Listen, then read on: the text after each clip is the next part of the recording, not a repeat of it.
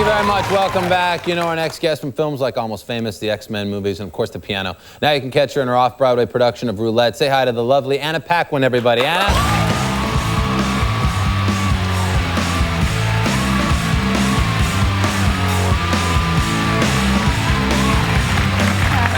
You look nice. Thank you. Wow, very sharp. Why, thank you. You turned 21 when? Well, you were just on this show not that long ago. Over last summer. Oh, yeah? When's your birthday? July 24th. I turned 21. That's fantastic. It was rather fantastic, actually. My 21st birthday, literally, like everything that you don't want to happen, like everybody wants to get like carded on their birthday. And I would, like, the girl came over to order like a beer or something, and I said... And she didn't ask you for your ID? Of course, she didn't ask me for my ID. Yeah, yeah. I've been using a fake ID for years. No one asks anymore now that I'm 21. It's yeah, really but you're funny. famous. Although I occasionally get carded going to see R-rated movies, which... Really? Yeah, which it's kind of I didn't even know they odd did to me. that. Yeah, apparently they do. Wow. Yeah. What if you're in it and you're just like, hey, that's me on the poster? On top of which, I haven't been 17 in quite some time. You know? That's right, that too. So, like, it's sort of embarrassing. Right, so what'd you do for your 21st? For my 21st, I had kind of a small, like, dinner. You didn't want to do a big blow-up? Yeah, I'm kind of not a birthday party girl when they're happening for myself. I get sort of, you know, hostess anxiety and, like, worried. And plus, I've been to a bunch of 21sts because most of my friends are already 21 and have been 21 That's for a while. kind of weird because you're like a movie star, you know? So you're not supposed to be able to, you're not supposed to get freaked out on your own birthday and like, oh boy, it's a day where it's all about me. No, I don't. Meanwhile, like it's like that. X-Men 2 comes out and you're everywhere.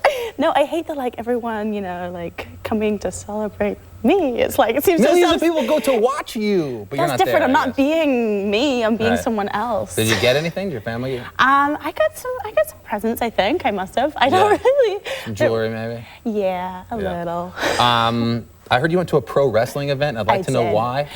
Why? I was in Vancouver making X-Men 2, and when you're in a small city for a long time, like 5 months, you kind of run out of stuff to do. They need to put something, not to interrupt, in Vancouver, because Vancouver is like Hollywood light. I mean, they shoot a bunch of movies there, and everybody comes out here and says how bored they are in Vancouver.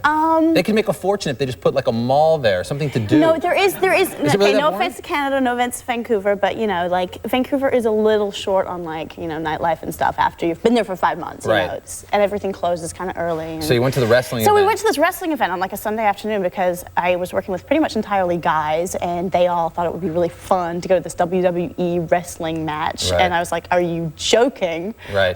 They suckered you into it though. Yeah, and I kind of didn't have any choice, and so I went, and they were like, yeah, we got great seats, we're in the front row. Well, being in the front row for a pro wrestling match means you can see that the wrestlers are like 3 feet away from each other. So when they're supposedly like smacking each other around with like trays and chairs and stuff, you can see that. Well, it looks fake anyway. It looks fake on TV. Like, so when even you're there, closer, it's like, oh my God, this totally spoils any illusion that I had about pro wrestling, which was not very many because I never watch it. But you know, and all their sweats flying everywhere. That sounds like a good time. It's kind of gross to like be so close, but all the fans are really into it. They're screaming and going crazy. It's pretty entertaining. It's crazy to think that there's some guy like in the back row of some arena that actually thinks that that's still real. You know? I know. Meanwhile, you're right there, and the punch comes and it's just like this far away. Yeah, and they make these enormously like over-exaggerated. But did you know any of the wrestlers? No, but we went backstage and met them, and then they were like, "Oh, hi, it's very nice." But this is fine. This is all the guys like Hugh Jackman, like the guys of X-Men. I can see them just dragging you to this event. No, it was like, you know, it was actually mostly like the. He wasn't actually there, but there was a bunch of the guys, and they were like, you know, these really sweet guys. These wrestlers were all very sweet and meek, and they were like, "Hi, nice to meet you." The wrestlers were talking like they were in a library? Yes, they were like talking like in a library, and they're like, I was like, "I really liked you in the piano." I'm like, "You've seen that?" I was like, "What?" I'm like, "You guys you would are think the like, wrestlers would know you from like the X-Men some movie. like big boy movie, but no. Like, oh, you were lovely, darling. I love to see you. It's like, what? This is so strange. But yeah, so that was an experience. Wow, that's nice. So tell me about Roulette. I don't even know much about it except that, was it written by Paul White? It was written by Paul White. Who did American Pie, if you don't know. Yes, who did, and about a boy, and you know, he's a very talented writer, and this is a very, very different from American Pie. It's very dark. It's a darkly humorous drama, I guess, about very screw-up families in the suburbs. Are you like the lead in it? It's an ensemble cast, very much an ensemble of 6 people. Everyone's kind of on stage a lot. At the same time. Have you done a lot of theater? This is my 3rd play ever. And you like it? I adore it. It's so much fun. Wow. Do you think somebody that gets uncomfortable at their own 21st birthday might be a little uncomfortable? It's not me on stage, though. That's the difference. You really do go into that character, don't you? Absolutely. That's why actors are usually shy. Like in their own skin, they have to be playing somebody. Yeah, it's totally different when you're like being someone else in front of 300 people. And who are you in Roulette? What's your character? I play the teenage daughter of this couple that.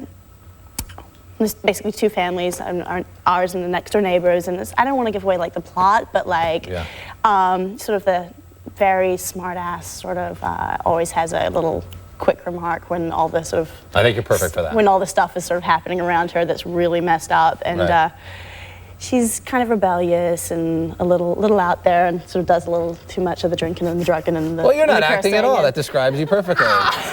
All the drinks and drugs that you do. Oh, yeah, no, I'm kidding. right. I have to ask you because the Oscars were just this weekend. You won at such a young age for the piano at 11. Hey, where is your Oscar? In a closet somewhere. Is it really? Like in a closet? Maybe in like, I don't know. It's crazy that you don't know like right where it is. I think it's in a how do you call it? Like a carry-on bag of some sort. Oh, really? Yeah. And do you know? I mean, do you know the value of if you wanted to sell your Academy Award? Could you? When I was much littler, I actually looked on the statue, and it says you can't sell it unless you first offer it to the Academy for $1 US or something like that. Right. Like some shady dude at a pawn shop's gonna go, oh no, I can't take this. So essentially, you have to go to the Academy first, then come back to me.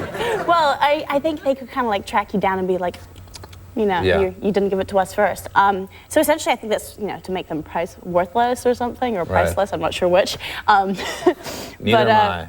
Yeah. So no, you can't sell them, unfortunately. So there goes my retirement plan. Right. Well, who would? You're not going to sell it, right? You're not going to sell no, that thing. of course not.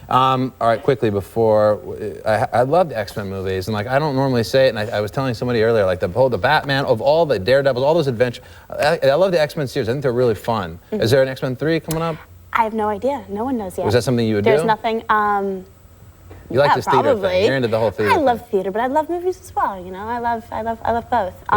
And the X-Men movies are so much fun. I love the idea you get to go to work and be a superhero. I mean, how cool is that? That's pretty damn cool. And for you, you actually become that superhero, which is just sort of weird and cool at the same time. No, the powers unfortunately didn't ever kick in.